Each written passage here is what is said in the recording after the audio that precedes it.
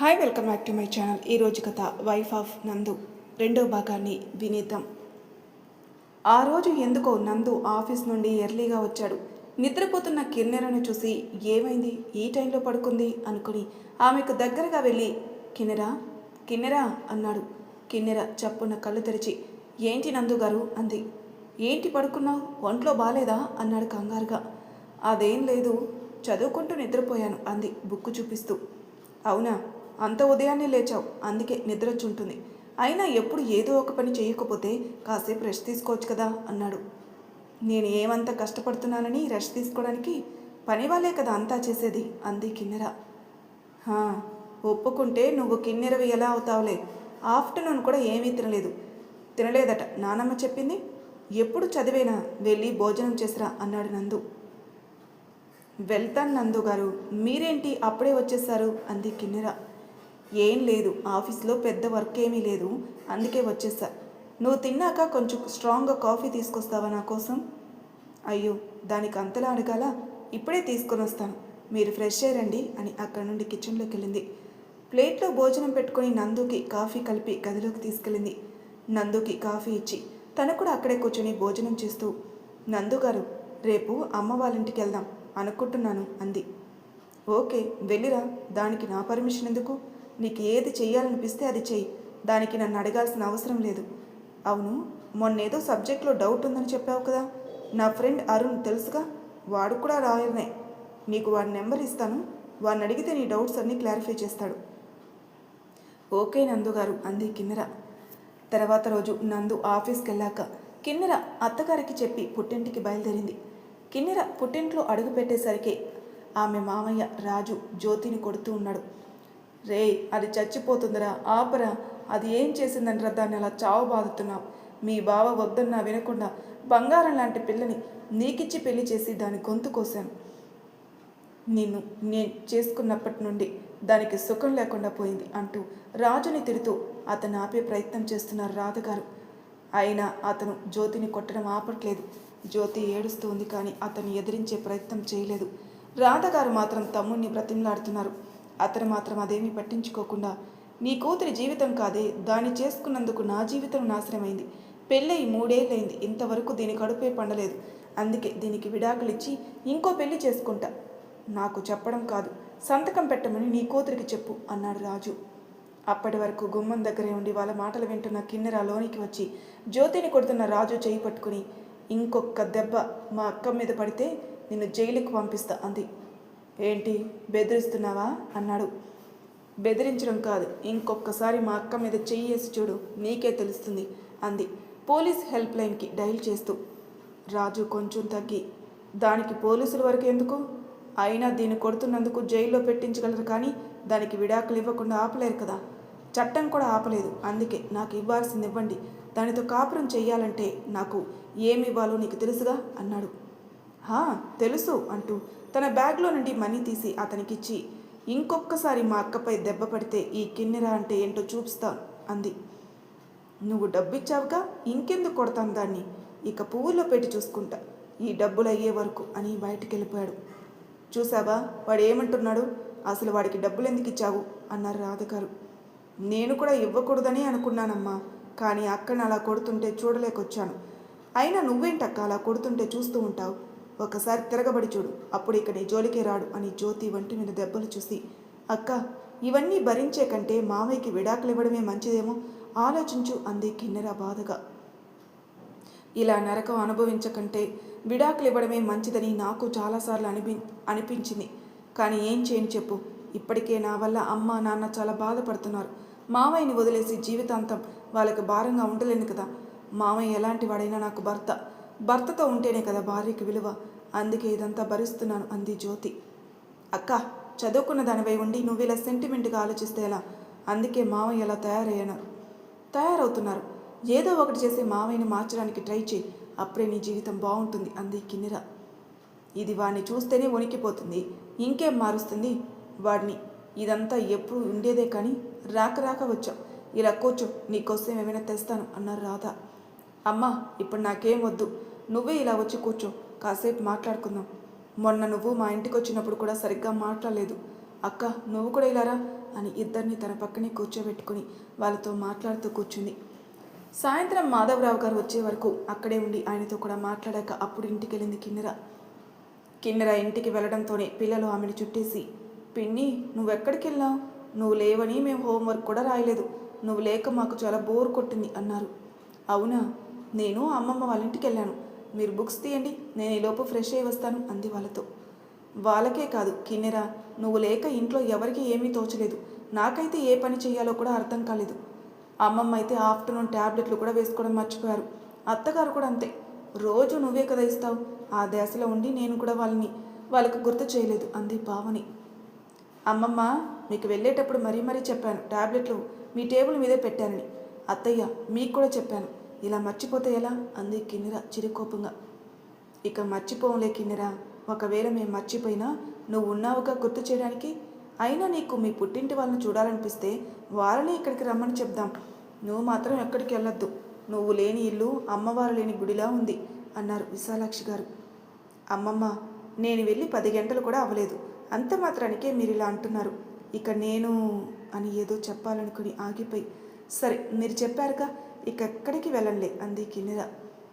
ఆ మాట అన్నా బాగుంది, వెళ్ళి ఫ్రెష్ అయ్యరా అన్నారు విశాలాక్షి గారు. రాత్రి అందరూ భోజనాలు చేస్తున్నారు.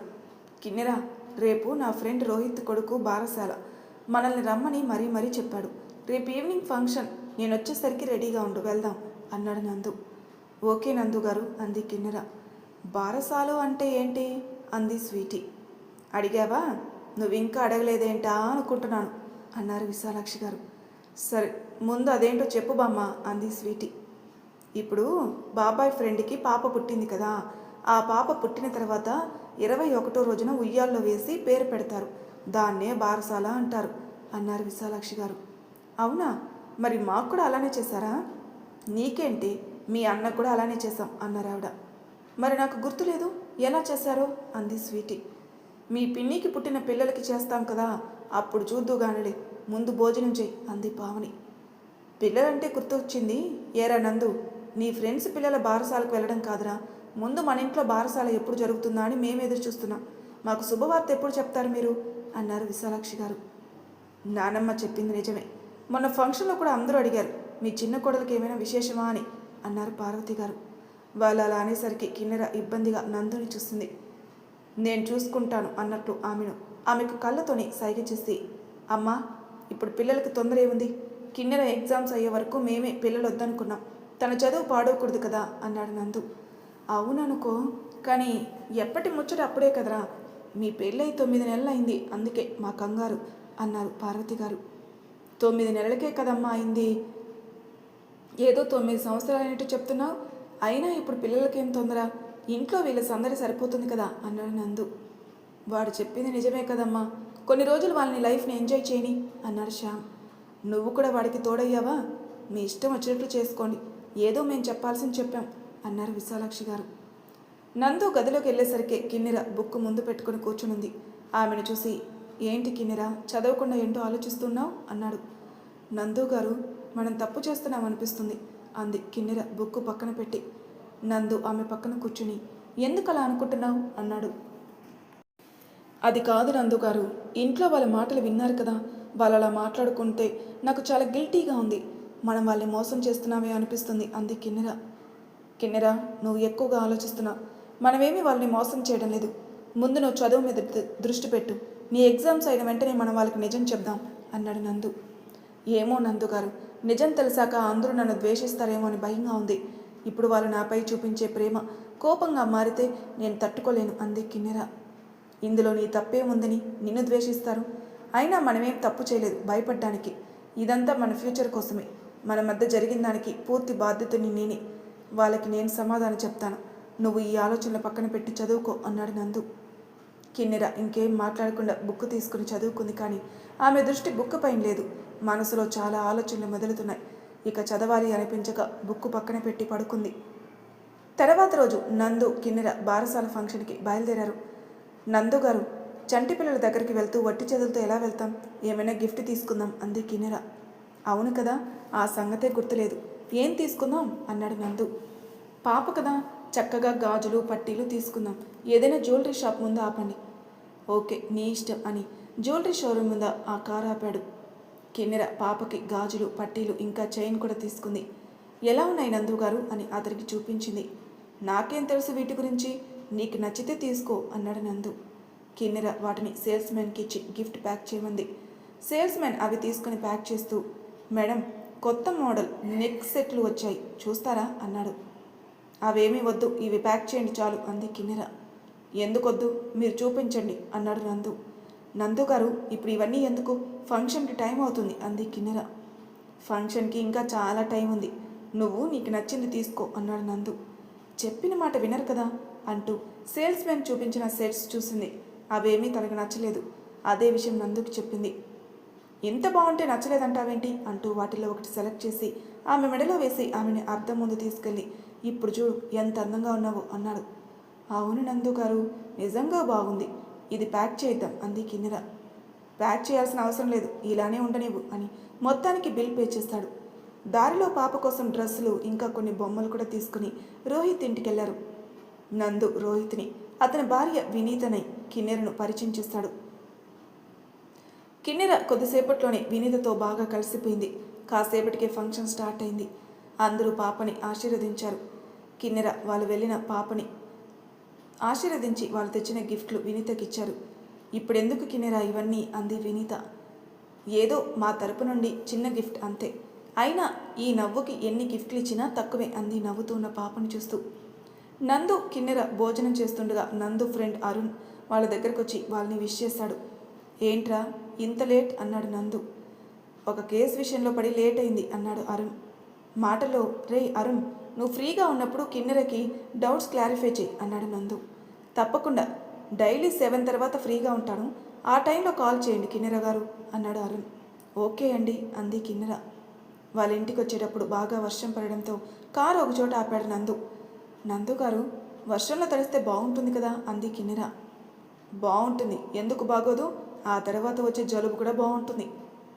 మీరు మరీను కాసేపు వర్షంలో తడిస్తే ఏమీ అవ్వదు, మీరు పర్మిషన్ ఇస్తే అని నాంచుతుంది. పర్మిషన్ ఇస్తే వర్షంలోకి వెళ్తానంటావు అంతే కదా, అలాంటి పప్పులే ఉడకో, కామ్గా కూర్చో, వర్షం తగ్గగానే వెళ్ళిపోదాం అన్నాడు నందు.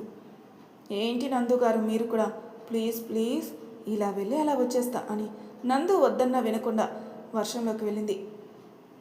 అసలే అందంగా ఉండే కిన్నెర ఆ వర్షపు చినుకులు వంటిపై పడి మెరుస్తూ మరింత అందంగా ఉంది. కాసేపు ఆమె నుండి చూపు తిప్పుకోలేకపోయాడు నందు. ఆమెను అలా చూస్తూ కూర్చున్నాడు. మళ్ళీ అంతలోని అతను ఏం చేస్తున్నాడో అర్థమై, నేనేంటి ఇలా చేస్తున్నాను అనుకుని ఆమె నుండి చూపు మరల్చాడు. ఒక్క నిమిషం అన్నది కాస్త అరగంట అయినా తడుస్తూనే ఉంది. నందు రమ్మని చెప్పినా రాలేదు, పైగా నందుని కూడా రమ్మంది. నా వల్ల కాదు తల్లి, నువ్వు ఎంజాయ్ చేయి అన్నాడు నందు. కాసేపటికి వర్షం తగ్గాక అప్పుడు కారెక్కింది. తర్వాత రోజు నందు నిద్ర లేచేసరికి కిన్నెర ఇంకా నిద్రపోతూనే ఉంది. ఏంటి కిన్నెర ఇంకా లేవలేదు, కొంపదీసి నేనే ముందు లేచానా అనుకుని టైం చూశాడు. టైం 6 అయింది. అదేంటి ఎప్పుడు 4 గంటలకే నిద్ర లేస్తుంది కదా, ఈరోజు ఏమైంది అనుకుని కిన్నెరా కిన్నెరా అని పిలిచాడు. ఎంత పిలిచినా లేవలేదు. నందు ఆమెకి దగ్గరగా జరిగి ఆమె చేతిపై చెయ్యేశాడు. ఆమె చెయ్యి చాలా వేడిగా ఉంది. నుదుటిపై చెయ్యి వేసి చూశాడు. బాగా కాలిపోతుంది. నైట్ బాగానే ఉంది కదా, ఇంతలోని జ్వరం వచ్చేసిందేంటి, వద్దంటే వినకుండా వర్షంలో తడిచింది అనుకుని వెంటనే కిందికెళ్ళి పార్వతి గారికి విశాలాక్షి గారికి విషయం చెప్పి డాక్టర్కి ఫోన్ చేశాడు. కొన్ని నిమిషాల్లోనే ఇంట్లో వాళ్ళందరూ ఆమె ముందున్నారు. నందు ముఖంలో కంగారు చూసిన శ్యామ్ అతని భుజంపై చెయ్యి వేసి, కంగారు పడకు, నార్మల్ జ్వరమే అయి ఉంటుందిలే అన్నాడు. ఇంకా కిందికి రాకపోయేసరికి నైట్ లేట్ అయింది కదా, పడుకుంది అనుకున్నాను, ఎంత జ్వరం ఉంది అనుకోలేదు అన్నారు పార్వతి గారు. ఇంతలో డాక్టర్ వచ్చి ఇంజెక్షన్ చేసి టాబ్లెట్లు ఇచ్చారు. ఆయన వెళ్ళిన కాసేపటికి కిన్నెర మెల్లగా కళ్ళు తెరిచింది. అమ్మా, పిన్ని లేచింది అన్నాడు జున్ను. అమ్మమ్మ, అత్తయ్య, కిన్నెర స్లోలోకి వచ్చింది అంది పావని కిన్నెర దగ్గరికి వెళ్తూ. పావని, నువ్వు వెళ్ళి కిన్నెరకి పాలు తీసుకురా, టాబ్లెట్లు వేద్దాం అన్నారు విశాలాక్షి గారు. సరే అమ్మమ్మ అని పావని కిచెన్లోకి వెళ్ళింది. కిన్నెర పైకి లేవబోయింది. విశాలాక్షి గారు ఆమెని లేవనివ్వలేదు. ఇంత జ్వరం పెట్టుకుని ఎలా భరించావే తల్లి, నిన్నలా చూసి మేమంతా ఎంత కంగారు పడ్డామో తెలుసా అన్నారు. ఇంతలో పావని పాలు తీసుకుని వచ్చి కిన్నెరకు తాగించింది. పార్వతి గారు టాబ్లెట్లు వేశారు. నువ్విక రెస్ట్ తీసుకో, జ్వరం తగ్గే వరకు కిందకి రావడానికి వీల్లేదు అన్నారు విశాలాక్షి గారు. ఇంట్లో వాళ్ళంతా ఆమెపై చూపిస్తున్న అభిమానానికి కిన్నెర మనసులోని కృతజ్ఞతలు చెప్పుకుంది. మరి తర్వాయి భాగంలో ఏం జరుగుతుందో నెక్స్ట్ ఎపిసోడ్లో తెలుసుకుందాం. అంతవరకు నా ఛానల్ సబ్స్క్రైబ్ చేయని వాళ్ళు ప్లీజ్ సబ్స్క్రైబ్ చేసుకోండి, లైక్ చేసి షేర్ చేయండి, మీ అభిప్రాయాలు నాకు కామెంట్ రూపంలో తెలియజేయండి. Thank you for listening.